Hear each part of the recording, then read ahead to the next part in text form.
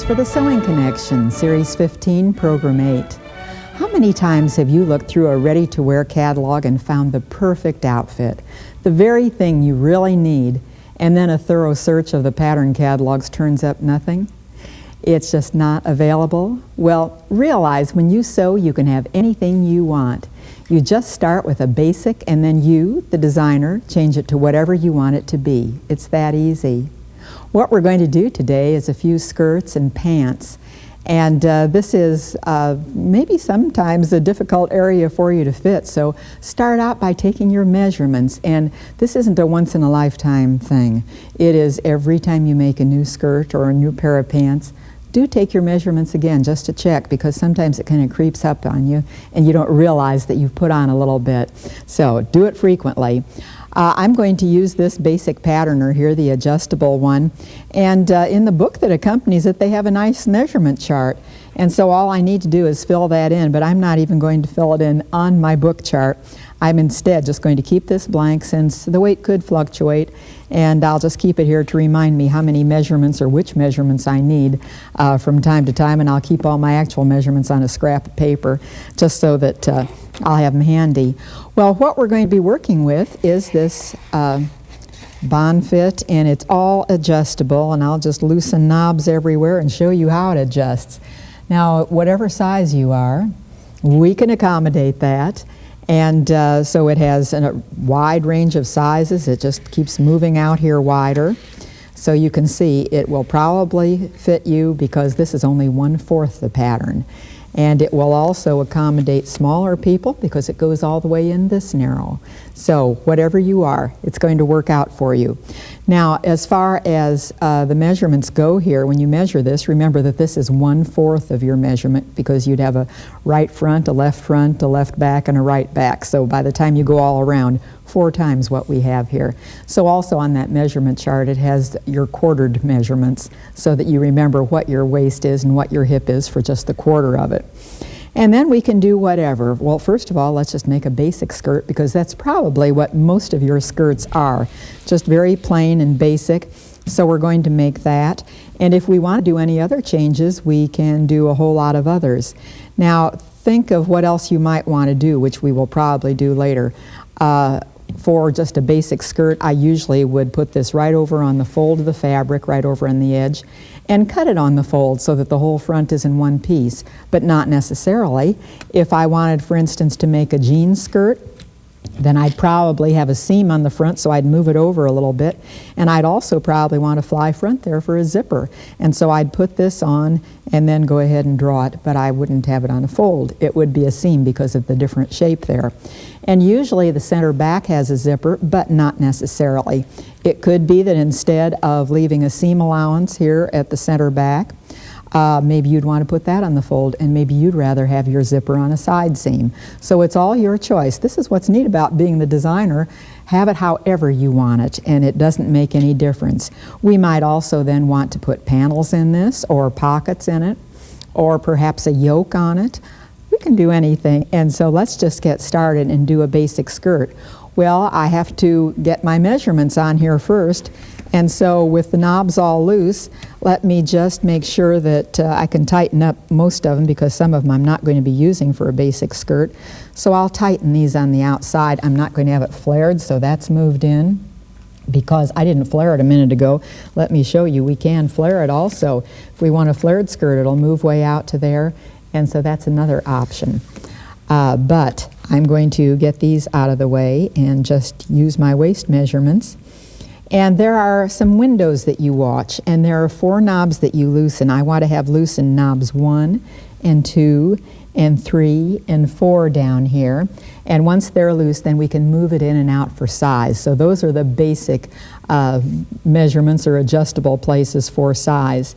And then what you also have, depending on whether you read metric or inches, here's a metric line up here, and here's an inches line here, and that's true everywhere. There's always a metric and an inches. Now, I'm used to using inches, so of course that's what I'm going to use, but as I look at those big numbers in metric, if you convert the other way, it must be a wonderful enlightenment or uplifting experience to look at the big lines and then think, oh, I'll go to inches and have those very small numbers instead. Well, whatever. Let's get these waist measurements down, and I'm going to first do 1 and 2 here, and where I'm looking for 1 and 2, you can see how that moves back and forth. And so knobs 1 and 2 would be tightened as right here where the arrows are, as I get this on my waist measurement. And make it a little bit bigger here, and I want my waist to show both at this window and also at that window. And when it's just right, then I'll go ahead and tighten the knob. And then after I have those 2 knobs tightened, then I'll move the other 2 in, and I better get rid of the flare here because I'm going to make a straight skirt and not a flared one this time. When I move the other ones in, I'll put them on my waist measurement, and I'm looking here, and I'm looking down here, and then I'm going to adjust knobs 1 and 2 accordingly, or 3 and 4. I already did 1 and 2. So now we have knob 3 and knob 4. Okay, and so now I have my waist measurements, and then check for your hip, because if you are really shapely, if you have a small waistline and larger hips, then you're probably going to have to expand the hip, and you can do that by loosening these 2 knobs. And see how I could round out that hip considerably, even though the waistline stayed the same size. The hip came out here. So check that also, and decide how far down that is, because you want to measure that not only on the patterner, but also on your body.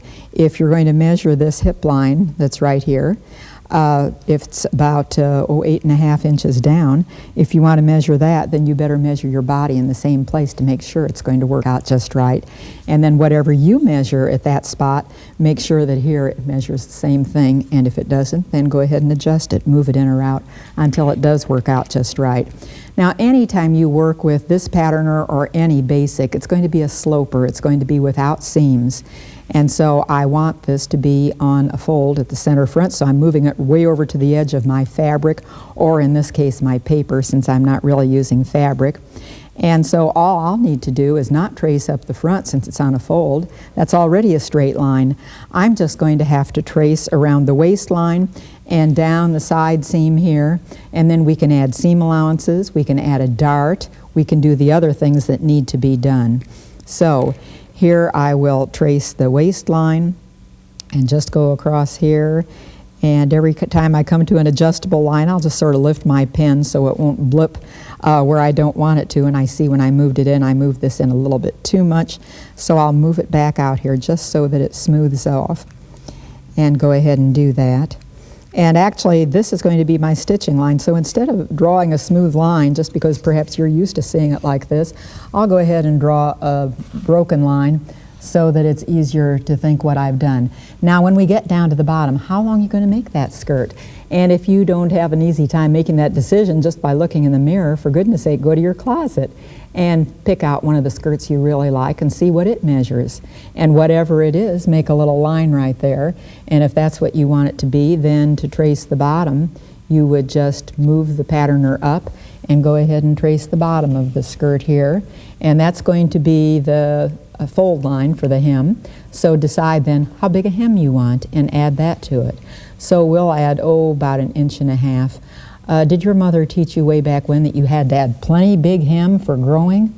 Well, probably you're not going to grow anymore, so probably it's going to be all right to not add that big hem. How big a hem you add depends on the fabric you're going to use, and also how flared that is, because if it's a straight skirt, ordinarily you'd add probably about a 2-inch hem to it so that it hangs nicely, so that it looks right. But it depends on the fabric. If, for instance, I'm going to make this in a suede or leather, I will probably just add an extra 5/8 of an inch for the hem, or 3/4, because I just want to fold up a little bit and top stitch by machine around there, so I don't want that big hem. If I'm going to have a really flared hem, then I also don't want a big one, because it would just be all that bulk to get rid of, and you can't get rid of it. I want a very, very little hem if I have a flared one. So the more flare you have, the shallower the hem's going to be. And if it's really a full skirt, you'll probably just do a little rolled hem either on the serger or machine, so that you don't have any extra bulk down at the bottom. Then I also want seams on here, and what I ordinarily do, because I can spot a 1/2 inch or 5/8 seam without drawing it, I ordinarily just put this on my fabric and cut it out. But if you would feel safer to have the seam, then go ahead and measure so that you know exactly where your 5/8 or your 1/2 inch line is, whichever you prefer. And measure here to see how much higher it's going to have to be for that line. And then you can just move your patterner up to that to draw the cutting line around the edge. And then you can just move it sideways to draw the cutting line around the side so that I meet my mark here where I had the outside line marked. And by the time you get that all marked, does it look a little bit more like a pattern that you're used to using? Now also remember that you might want a dart in here for fitting purposes. And so I haven't marked the dart yet. What I'm going to do to mark that dart is just go ahead and open up a couple, 1 and 2, knobs here and move it out so that I can get that dart, and I'll put it back here in line so that it is in just the right place. And now this unit is both the skirt front and back, and it works out very well that way because of course the side seam is going to be exactly the same front and back, so you can stitch it together. Every once in a while I used to see a commercial pattern where they had a slightly different shape, and they aren't going to go together too well if that's the case, so you really want them to be the same shape. You might find that as you do your quarter measurements, you know, your right front, your left back, your right back, you might find that if, for instance, you have a tummy, you need more in front than you do in back, so your front might be bigger. Therefore, you would account for that as you draw your pattern front. If you have a big back porch, you might do it just the opposite and add the extra back there. So remember those slight variations, because what you want to do when you look at your side view is have your body just sort of divided in half, because it looks the best that way. And then it kind of fools the eye and people don't realize there's more of you one place or the other. So the goal is to look just very balanced everywhere. Also, when we draw this dart, because this is a front skirt, let's say, that I'm making right now, a skirt pattern, then we're going to have a shorter dart because front darts are always shorter. There is usually less curving in front than there is in back in the hip area. Therefore, this is going to be a short one. Probably your curves in back are a little lower, and that's why the back dart is always the longer one. So this is going to be a front dart, therefore I'll just mark here where I want it to be. And here's the front dart. Also, the back dart is a little bit wider than the front one. So I've marked this dot for the front dart. And here is the bottom of that dart. And had it been the back, we would just do the lower one instead. And then to draw that dart in, just use a straight edge and draw it. If you are kind of straight and angular, I don't happen to be all that angular. So what I like to use is some slight curve. For instance, I might use this curve, or I might use a curve from the pocket pattern. I might use some sort of a little curve. This one would be better. Let's use this curve and trace this, because I find I have a little roundness there. And so if I stitch my darts rounded, they work better. There isn't any horizontal creasing then at all where it pulls too tight anywhere. So I kind of like to make my dart line like this. And then if I turn that pocket pattern over, I'll make the other dart line just correspond on the other side, and it's going to fit me nicer. Now there's also the possibility, if you are really shapely, larger hips and smaller waist, you might want to have 2 darts here. And so there's that possibility. You just originally make your waistline bigger and then put 2 darts in. Or if you want a series of darts, that's a possibility also. Here I have a series of darts on a skirt. And these aren't exactly darts. These are little pin tucks with twin needles, but it ends up the same shape. I have enough of these little tucks here that the total space it takes in equals the dart that's on this skirt. So it ends up fitting the same way. There again, a design feature, and you can do that when you design your own instead of relying on what ready-to-wear has to offer you. Aren't you glad you sew? I just love to have the capability of doing anything I want to do with these clothes. Now, if I decide that instead of having this plain skirt with the dart in it, if I decide, you know, I'd really like to have a panel in that, and I should have left this skirt out because it has a panel. So here's where the panel is. There's a panel line right here and a panel line right there. And you might also put a pocket in that seam if you'd like to, because that would be a good place for it. It would be right about here on your body, and that would be an easier place to put your hand in a pocket on a skirt than over here at the side seam. So you might want to do that. If that's the case, then here's how you would add that panel line to it. Right here where the dart is, if you will just draw a straight line from there down to the bottom, and you just want to make sure that that's parallel with the center front all the way up and down. So measure it if you need to so that you have it all the same so that it is parallel, and then just go ahead and trace that. Now what you would do, of course, after you have this traced, you would need to split this pattern, and here's going to be the front panel cut on the fold. So it will look just like mine does up here. And then the side panel will be off differently. Now what we might also want to do, and I'll just cut this apart so that we can add pockets while we're at it. And I'll just cut the dart out, because if you have a panel here, you won't even have that dart. Now on my skirt, I wanted that extra. So instead of cutting this dart out, so that I'd have seams there, I wanted that extra fullness across the front. So what I did instead is just leave it there. I just cut a straight line so that I'd have extra space that I could pin tuck in to give that effect. But if I'm going to make a separate panel here, then just go ahead and cut that down. And once it's cut off, then I would split it apart so that I could put seam allowances on both, or so that I could put pockets on both. And this paper is sticking against itself and won't move over. Okay. And if I want to then add the seam allowances, fine. I just draw another straight line so that it will add to this. And so I'd have that line. But I also want pockets, remember? I'm going to need more room for pockets. Now, when adding pockets to that inseam, think about, is this going to be heavy fabric, in which case you don't want to draw them directly on this because it'd be too bulky. You'd instead cut both pocket pieces, top and bottom, out of a lining fabric and just attach it. In that case, all you would want to do in the pocket area, you would just want to, instead of having your seam come straight up to the top, you just want a little extension here, so that then in the lining fabric you could add your pocket to that and get rid of the bulk. You do the same thing on the back, just add that little bit. You know, you've got to have a seam here, and then add that little tab and cut off this dart also, and that would work out beautifully for you to have that all go together and put the pocket on. But if this is kind of lightweight fabric, there's no need to do a separate pocket out of lining fabric. I would just go ahead and put this on, and it's just a matter of drawing around there and adding a seam allowance to it, and I'd put it actually right here at the fold line.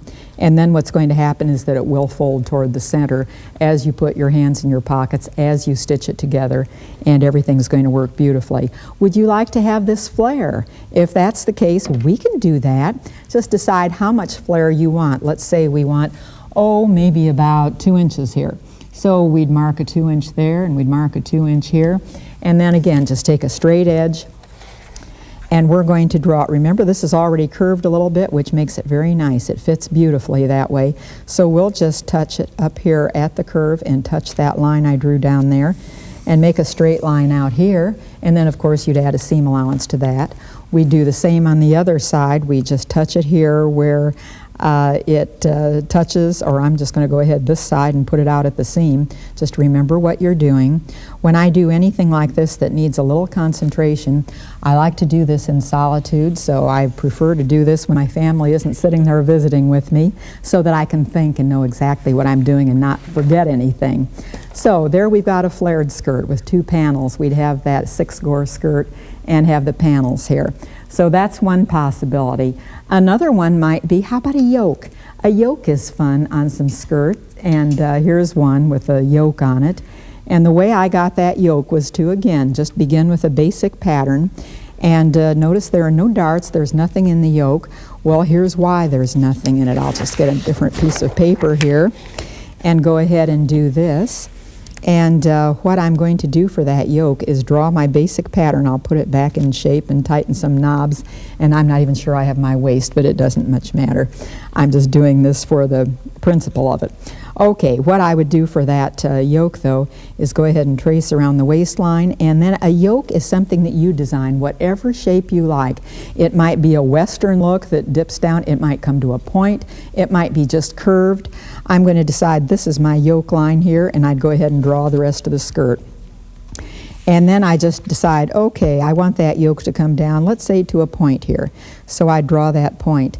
And then you just do some kind of a nice curve, whatever. Use a curve stick or use your patterner. Just find a nice curve, and this would be my dart line. Now remember, or my yoke line, remember we do have a dart in this. And so what we have to do is find where that dart is and mark it in this. And when we then are going to, here, mark the dart here and mark it here. And then when we have that dart all marked, and this also we would just trace wherever it is. And here I'm going to trace a straight line because you can't really fold fabric in a curve. So I'll just trace a straight line here. And this just happened to be right at the bottom of the dart. And so what I would do when I cut out this yoke is to, I'll just release up, cut a seam on there, okay, and I would also cut a seam on here. Actually, you cut it apart, add a seam allowance, of course, to the yoke, to the bottom of the skirt, but I just want to do this quickly for the purpose of showing you how to get rid of that dart, because in all probability, you don't want that dart to be in there. So what you do is, with your pattern, simply fold it out, instead of waiting for later to stitch it out of the skirt. And notice when I fold this out, the line curves very slightly, and it doesn't matter a bit because when it's around your body and all curved in place there, it ends up looking like a straight line. So it works out beautifully. If you want to have just a little short yoke, you can do that too, and that's what I have on this skirt. It's a shorter yoke, and that means that there's still some fullness down here in the skirt where the dart used to be. Well, instead of putting little short darts in there, I decided to just distribute that fullness and put some gathers there. Again, for a design feature is what the purpose of that is, and that works out really well. Now, if we want to move on to pants, what this pants patterner has is either a dart or no dart. You have a choice of that, and if you have no dart at all, this probably means you're making this out of a stretch knit, which is okay. There are a lot of stretch knits on the market now. You also have the choice of making it with a dart, and you have a choice of adding some pleats to it. Now, when pleats first came on the fashion scene, a few years ago, I thought, doesn't that look funny? Because we hadn't been used to wearing pleats. Well, it doesn't look funny to me anymore. This year we're seeing a lot of just darted pants come on the scene, and that's fine for everybody who has pretty little skinny thighs, but if you don't, if you have slightly larger ones, those pleats are nice because what they do is give you extra room in the thigh area. And so I decided, okay, I'm not going to get rid of my pleats. And pants I'm making, they still have pleats here. And this is how easy it is to make pleats. Now, of course, these are not long pants here because we would have to add to this the bottom of the pants. So I'll just put these on. And once we have these pants added here, the legs added, then we can make longer pants, and I'd have to have longer paper too. Now, every time I make a skirt or a pair of pants, I don't do all this adjusting, and I don't do this on fabric every time. What I do instead is, if I'm going to make something over and over again, and skirts and pants are going to be made many, many times, this is what I'm going to do with it. I'm going to make it on a pattern tracer so that I can just use this. And last series I showed you how I just store it between sheets of cardboard made into a book. Well, anyway, here are my pants, and I've decided that I don't really want to wear them darted. I want instead to have them pleated. Go into your closet and find some pair of pants that is pleated and figure out how much fabric is inside that pleat. You know, just measure in there, put your seam gauge inside to see how much fabric is there. And I have 2 pleats here. So that probably one of those pleats will displace the dart, which is not there. And the other pleat, I'll have to add extra fabric. So that's easy enough to do. It's simply a matter of drawing this. And if this is where it's supposed to be right here, I'll just draw a little dotted line. Then right about down here at the knee is where I want to shift the pattern. The rest of it would be just the same, nothing would change. But it's just right here from the knee on up. How much more do I want in a pleat? Well, let's say I want about this much. By the time it's pleated, that will be this much fabric, half in and half out. So if I want this much, I'll just hold my finger here at the knee, pivot the patterner out here, and this will be the cutting line that or the stitching line then for this new one. I'm going to have this much extra so that I will have the pleat, and look what else it does. It gives me extra thigh room if you don't want to have pants that fitted. Now what's also nice is the fact that you can decide on any flare that you want down at the bottom, because this is adjustable. So you can move them out wide or you can move them in narrower, and very simple to do that. Another adjustment you will probably want to make fine-tuning this pattern: does your waist rise or dip somewhere? I know that my waist rises a ½ inch in front, it dips a ½ inch in back, and so I have made that a little difference on the pattern that I use all the time. You can see that my front is a ½ inch, or about a total of an inch then, higher than the back. And that way I don't have to try this on every time I make it. I know it's going to fit perfectly every time. It's adjusted to my measurements and I can't go wrong on it. So it's just the perfect thing to do and get it done real easily. Well, doesn't that empower you to be able to do things your way? Let's extend that to the purse you carry and make some designer changes in it. Last time we had the clutch bag. Join me next time for double clutch.